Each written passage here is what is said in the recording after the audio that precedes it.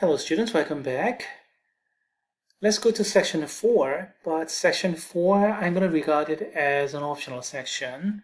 It is going to be important in STEM algebra, Math 13-14, but for business algebra, I'm not so sure whether this is going to be emphasized or not. Good thing to know, but still.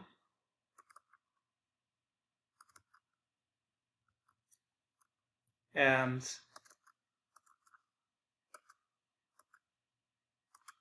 okay, there you go. Symmetries of coordinate axis.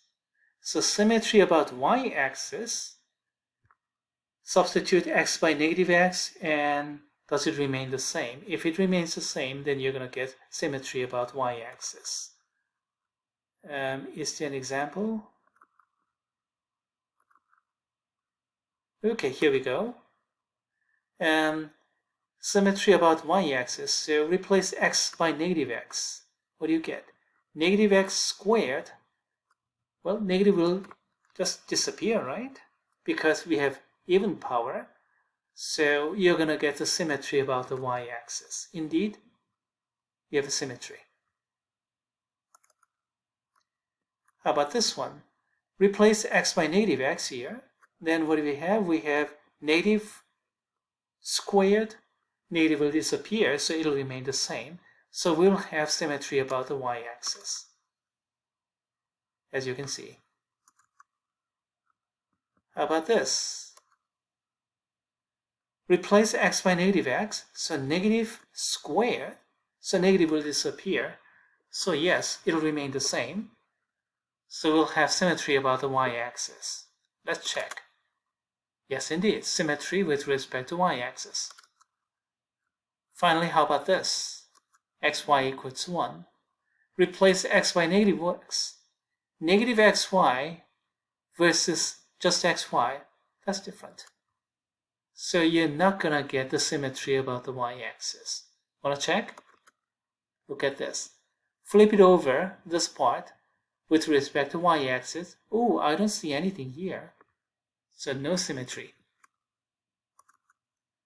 Another symmetry is symmetry about the x-axis. Substitute y by negative y, and do they remain the same? Like this. Replace y by negative y. Negative squared, yeah, it'll remain the same. And indeed, symmetry with respect to the x-axis. Next, replace y by negative y, and negative squared. Okay, that'll disappear. So we'll have the same thing again. It'll remain the same. So we're going to have symmetry with respect to the x-axis. Indeed. How about this one? Substitute y by negative y, but then negative will not disappear this time. We have odd power here. So the expression will not remain the same. So that's not going to be symmetric with respect to the x-axis. Indeed. Flip it by the x-axis.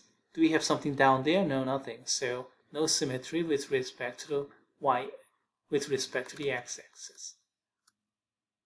Same thing here. Replace y by negative y. It's odd power, so negative will stay, so no symmetry.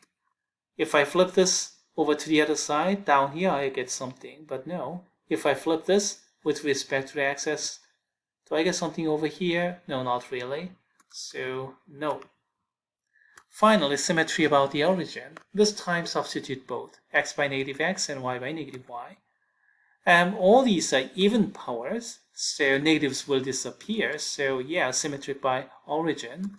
Symmetric by origin, you can see those. How about this one? Replace x by negative x and negative will disappear because even power. Replace y by negative y, that negative will not disappear. So still the same? The answer is no. So no symmetry with respect to the origin. Do you see that? Now what if I change it to y equals to x cubed? And then try on your own. Substitute x by negative x, y by negative y, both of them. And then simplify. Do you get the same original expression back? Y equals x cubed back. the answer will turn out to be yes. Ooh, we have this kind of curve. A little bit ugly, but symmetric about the origin. And let's draw only 1 to -1. Okay, symmetry with respect to the origin. Do you see that? How about this one? Substitute x by -x and y by -y and simplify. Do we get the original thing back? -x, -y, if you do both, then negative times negative, positive, so that'll disappear. So we'll have the same expression back again.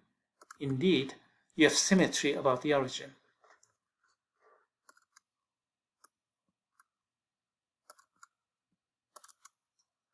Even function versus odd function. Substitute x by -x and get the same thing. That's even function. And consequently symmetry about the y-axis. Substitute x by -x, and then, this entire thing is y-coordinate, right? Y-coordinate also has -y. So odd function is basically doing this. See. Substitute x by -x, y by -y, and still the same. In that case, symmetry with respect to the origin. Odd function, therefore, is symmetric about the origin. Here's an even function. Symmetry about the y-axis, symmetry about the origin. See the difference? Again, symmetry by the y-axis, symmetry about the origin. And then now look at all those powers, all even powers. That's why the term even function was inspired. 0 power, 2nd power, 4th power, 6th power, they're all even. Odd function, 1st power, 3rd power, 5th power, 7th power, all odd. If those powers are mixed up, then the function will be neither odd nor even. Let's see. Well, nice thing to remember if you're majoring in mathematics, but not much more. Again, the same. Yeah, again, the same comment. These kind of things are useful in calculus if you go that far, but otherwise not that important. As for the graphs, tracking down properties of graphs are always interesting, so worth remembering. But that's where the usefulness of symmetry will remain. And as for business algebra, I'm not so sure whether that should be emphasized. Our textbook has it, but I'm not exactly sure. That's why I'm keeping this as an optional section and this video as an optional video. Okay, let's stop here about section 4.